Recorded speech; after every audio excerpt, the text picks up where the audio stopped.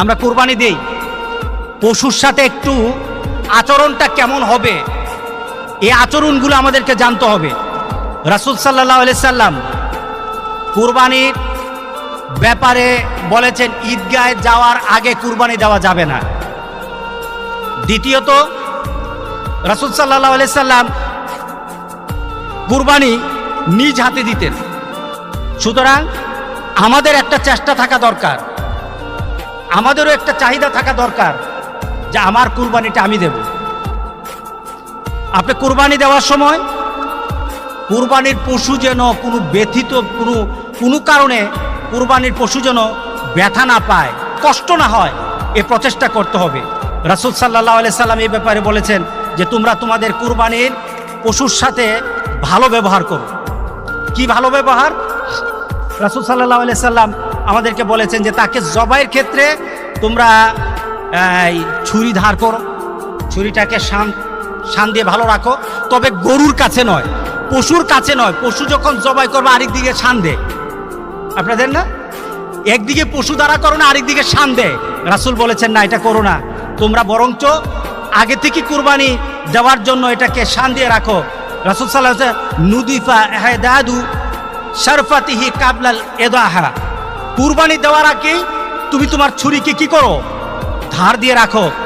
রাসূল সাল্লাল্লাহু আলাইহি সাল্লাম কুরবানির ব্যাপারে বলেছেন যে ওয়াইজা যাবাহুম ফাআহসিনুজ যাবহা, যখন পশু জবাই করো তার সাথে তুমি ভালো ব্যবহার করো, ব্যথা দিও না, বেশি কষ্ট দিও না। তাকে ফেলে ক্যাবলামুখী করে, তুমি ক্যাবলামুখী হয়ে তুমি হাতে ছুরি নিবা, জবাই করবা।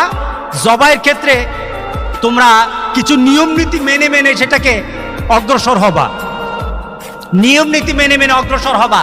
প্রথম কথা হলো যারা ধরবে সবাই শুধু যে জবাই করবে সে নয়, যারা ধরবে সবাই যেন তাকবীর পড়ে বিসমিল্লাহ আল্লাহু আকবার, বিসমিল্লাহির রহমানির রহিম না, কিন্তু বিসমিল্লাহ আল্লাহু আকবার, সবাই যেন এটাকে এইভাবে পড়ে এবং পরে যেন জবাই করে। সবাইকে পড়তে হবে, যারা ধরা থাকে সবাইকে পড়তে হবে। কুরবানি দেওয়া হলো, কুরবানি দেওয়ার সময় কুরবানির পশুর 4টা রগ যেন কেটে যায়। কয়টা রগ? 4টা রগকে যেন কাটা হয়। সেটা হলো শ্বাসনালী, খাদ্যনালী এবং এটার দুপাশে 2টো রগ আছে, এই 2টা রগ কাটতে হবে। এই রগগুলি কেটে আপনাকে কুরবানি সম্পূর্ণ করতে হবে।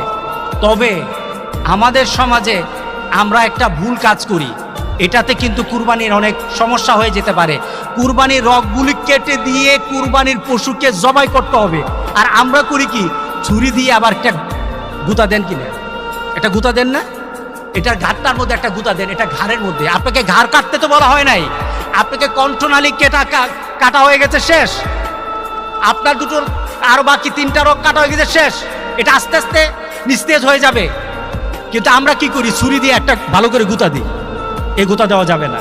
কারণটা কি, আপনি যখন গুতা দিলেন এই ছুরির আঘাতটা তার নার্ভে পড়তে পারে, নার্ভে পড়ার কারণে সে স্ট্রোক করতে পারে, তখন জবাইয়ের কারণে মরবে না, স্ট্রোকের কারণে মরবে। এটা সায়েন্টিফিক। আপনি জবাই করে দিয়েছেন, রাসূল সাল্লাল্লাহু আলাইহি ওয়াসাল্লাম যতটুকু করেছে যতটুকু ছেড়ে দিয়ে আপনি ছুরি দিয়ে গুতা দেন কেন? ছুরি দিয়ে গুতা দেওয়া যাবে না। কথা ঠিক আছে? আমরা দেই কিনা? দেওয়া যাবে না, জেনে নেন। আরেকটা কথা হলো, জবাই করে দিলেন, এমন কিছু ব্যক্তিকে আনলেন জবাই করার জন্য, কসাই হিসেবে আনলেন, অথবা বন্টন করে এটাকে কুটে দেওয়ার জন্য কিছু লোককে নিয়ে আসলেন। তারা কি করলো? সময় তাড়াতাড়ি আরেকটা করতে হবে, এটা তাড়াতাড়ি ছুলাতে হবে। কি করে? জবাইটা করেই তার পাগুলি কেটে দেয়। এই জুলুমটা করা যাবে না, এটা জুলুম।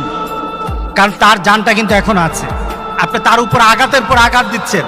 যতক্ষণ পর্যন্ত নিথর না হবে ততক্ষণ পর্যন্ত কি করা যাবে না, কি করা যাবে না, চামড়া ছোলানো যাবে না। আপনি পাগুলি পায়ের যে খুরের এখানে কেটে দেন, তার উপর কষ্ট হয় কিনা? রাসূল বলছেন ইহসান করো, আর আপনি দেন এটার মধ্যে জবাই করে, আরো জবাইয়ের পর জবাই করেন। হচ্ছে কিনা বলেন তো দেখি? হচ্ছে না? করা যাবে না, করা যাবে না। এরপরে দোয়া করবেন। কার নাম দিয়ে করেছেন, কাদের জন্য, কাদের পক্ষ থেকে করেছেন, এটা বলতে হবে, এটা বলবেন। এটা সুন্নাহ, রাসূল সাল্লাল্লাহু আলাইহি সাল্লাম করেছেন। রাসূল সাল্লাল্লাহু আলাইহি সাল্লাম কোরবানি করতে গিয়ে বলেছেন এটা আমার তরফ থেকে, আমার পরিবারের পক্ষ থেকে, আমার উম্মতের পক্ষ থেকে। তো রাসূল সাল্লাল্লাহু আলাইহি সাল্লাম যখন এইভাবে বললেন, সুতরাং আমরাও ওইভাবে আমরা যখন কোরবানি দেব আমার পক্ষ থেকে, আল্লাহুম্মা তাকাব্বাল মিন্নি, আল্লাহ এটা আমার পক্ষ থেকে, যদি আমি দিয়ে থাকি একা আমার পক্ষ থেকে, অথবা যদি আমরা শরীকে দিয়ে থাকি তাহলে শরীকের নামগুলি বলবেন, শুধু নামগুলি বলে দিবেন।